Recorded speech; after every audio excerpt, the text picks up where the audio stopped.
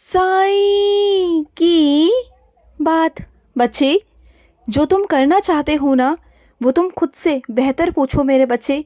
किसी और से पूछने से बेहतर है कि खुद से सवाल करो, खुद से तुम्हें जवाब भी मिलेगा।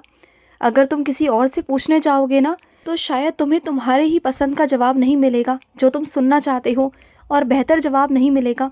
क्योंकि जो इंसान को तुम पूछोगे ना, जिस भी इंसान से पूछोगे, वो अपनी परिस्थिति के हिसाब से, अपनी सोच के हिसाब से तुम्हें बताएगा। लेकिन अगर तुम अपने मन से जवाब ढूंढोगे ना, तो तुम बेहतर रास्ते चुन सकते हो, बेहतर चीज़ें कर सकते हो मेरे बच्चे। और तुम्हें क्या करना है, कहाँ तक पहुँचना है, तुम ये सब किसी से क्यों पूछ रहे हो? कि उस मंजिल तक तुम्हें कैसे पहुँचना है, वो कोई नहीं बताएगा, वो तुम्हें खुद चुनना होगा मेरे बच्चे, खुद से रास्ते बनाने होंगे। और रही बात चीज़ों की, तो वो नहीं हो रही तो मैं करवा दूँगा, तुम चिंता मत करो। और सुनो, मैं अपने कुछ बच्चों से कहना चाहता हूँ कि तुम्हारी पूजा में कमी आई है मेरे बच्चे। तुमने पिछले दिनों, पिछले महीने जो तुमने मेरी पूजा करी ना, वो सही ढंग से नहीं करी मेरे बच्चे। उसमें कुछ कमी थी मेरे बच्चे।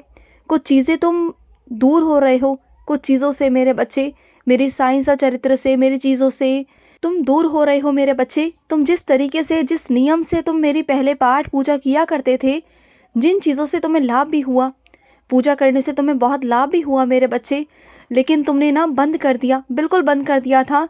पहले धीरे धीरे कम किया, फिर बंद ही कर दिया। किसी और काम में तुम उलझ गए थे। लेकिन मेरे बच्चे, दोबारा से शुरू करो। जो श्लोक मैंने तुम्हें याद कराए हैं ना, जो पाठ मैंने तुम्हें याद कराए हैं ना, उसे भूलो मत।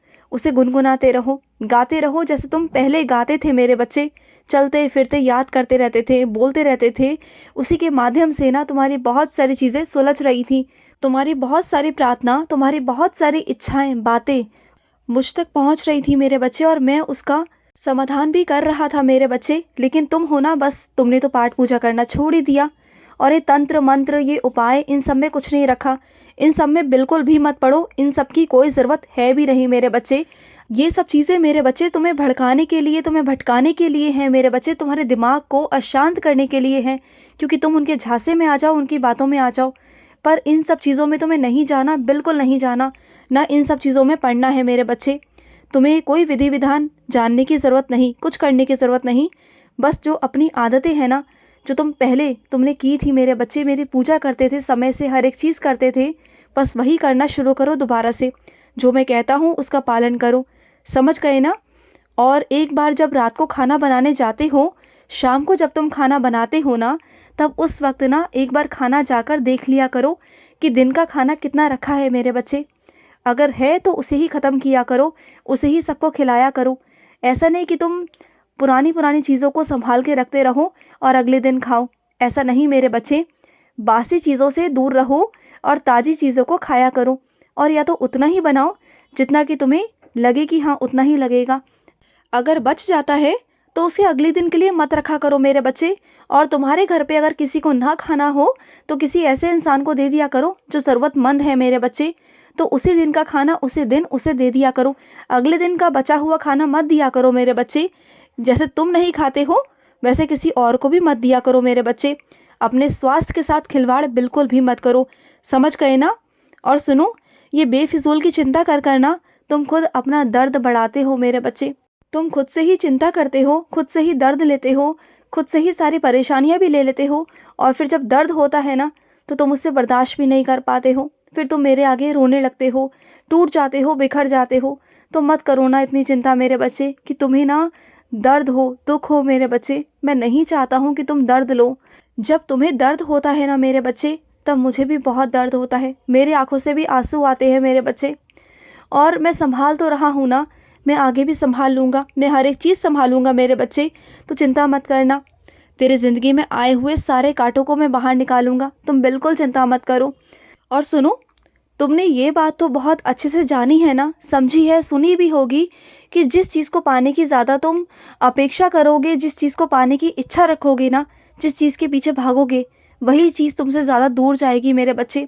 अभी शुरुआती दौर है, तुम्हें अच्छा लग रहा है, सामने वाले को भी अच्छा लग रहा है, लेकिन जितना जिसके पीछे भागोगे ना, उतना वो तुमसे दूर जाएगा मेरे बच्चे। तो जितना चीज़ों में, रिश्तों में, किसी भी चीज़ में मेरे बच्चे दूरी बना कर रखोगे ना, तो उतना ही प्यार रहेगा, उतना ही खिंचाव रहेगा मेरे बच्चे।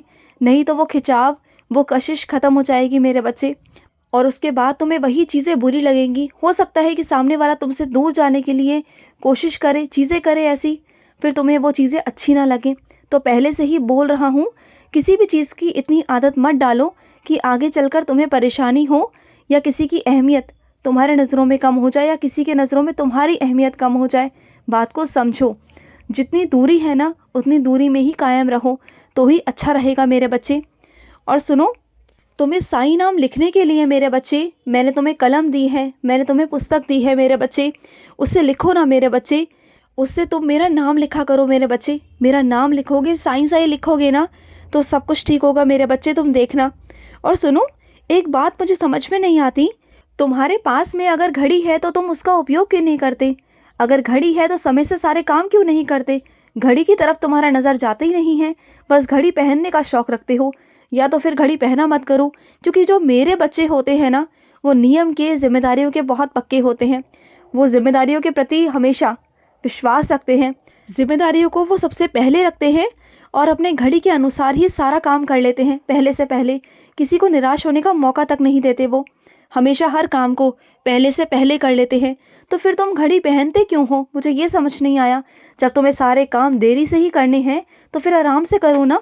अगर घड़ी पहननी है तो फिर घड़ी पहनो और सही समय से काम करो। घड़ी इंसान समय देखने के लिए पहनता है ना, कि वो सही समय से काम कर सके। तो बात को समझो और जिम्मेदारी लो। और वैसे मुझे अपने बच्चे पर संपूर्ण विश्वास है कि वो अपने काम को सही समय पर ही ख़त्म करेगा।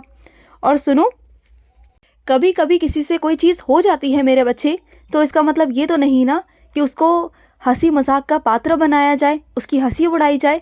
और चलो एक बार हो भी गया, कभी कभी हो जाता है, कोई ऐसा दृश्य बन जाता है कि तुमने उसका हंसी उड़ा ली या सब लोगों ने उसकी हंसी उड़ा ली, लेकिन बार बार वही चीज़ें करना तो गलत है ना मेरे बच्चे। बार बार किसी को नीचा दिखाना, उसकी हंसी उड़ाना, ये तो बहुत गलत बात है ना मेरे बच्चे। ये तो चिढ़ाने वाली बात हो गई ना, ये छेड़ने वाली बात हो गई। और अगर आगे से वो कुछ कह दे, तुम्हें कुछ बोल दे, फिर तुम बुरा मान जाओगे। तो ऐसा काम ही क्यों कर रहे हो कि तुम्हें कल को आकर कोई बात बोले या कुछ कहे? तो ऐसा मत करो मेरे बच्चे, बिल्कुल भी मत करो। और सुनो, मैं तुम्हें कष्ट नहीं पहुंचाना चाहता मेरे बच्चे, बिल्कुल नहीं पहुंचाना चाहता, ना तुम्हें और ना उन लोगों को जो तुम्हें बहुत परेशान करते हैं। मैं बस उन्हें सही राह पे लाना चाहता हूँ, सही जगह दिखाना चाहता हूँ कि वो तुम्हारे साथ कुछ गलत ना करें। बस मैं उन्हें समझाना चाहता हूँ कि वो समझ जाएं अपनी गलतियों पर, उन्हें एहसास हो जाए, पछतावा हो जाए और वो तुमसे माफ़ी मांग ले। बस मैं इतना ही कहना चाहता हूँ मेरे बच्चे। मैं किसी को कष्ट नहीं देना चाहता, मैं किसी को कष्ट दे ही नहीं सकता, क्योंकि मैं हूँ ही ऐसा ना मेरे बच्चे। मैं किसी को कष्ट कैसे दे सकता हूँ? जिन्होंने मुझे कष्ट दिया ना, उन्हें भी मैंने आज तक कभी कष्ट नहीं दिया मेरे बच्चे, कभी नहीं दिया। और सुनो, तुम मेरा हाथ थामना चाहते हो, मेरा हाथ पकड़ना चाहते हो ना, तो पकड़ लो मेरे बच्चे। मैं तुम्हें संभालूंगा, और अभी नहीं, हमेशा हमेशा संभालूंगा, ज़िंदगी भर संभालूंगा मेरे बच्चे। और सुनो, कुछ चीज़ें हैं मेरे बच्चे, बातों बातों में ना तुमने किसी से कुछ ऐसा कह दिया कि उसे बुरा लग गया मेरे बच्चे। जाओ और जाकर माफ़ी मांग लो मेरे बच्चे। मुझे पता है तुमने ऐसा कुछ कहा नहीं, लेकिन फिर भी उन्हें कुछ चीज़ों का बुरा लगा है मेरे बच्चे। और अगर लगा है तो वो तुम्हारा बहुत अच्छा रिश्ता है ना, बहुत प्यारा रिश्ता है। तो अगर तुम माफ़ी मांग भी लोगे ना तो कोई फ़र्क नहीं पड़ता मेरे बच्चे। प्यार प्यार में माफ़ी मांग लेनी चाहिए, इज़्ज़त करनी चाहिए। इज़्ज़त करोगे तो मान सम्मान तुम्हें दुगना मिलेगा और प्यार भी मिलेगा मेरे बच्चे। सबकी इज़्ज़त करो, मान सम्मान करो। और हाँ, आज स्वप्न में मेरा इंतज़ार करना। आज आऊँगा मैं तुम्हारे स्वप्न में तुम्हें दर्शन देने। खुश रहो। आज का रात्रि साई संदेश समाप्त हुआ।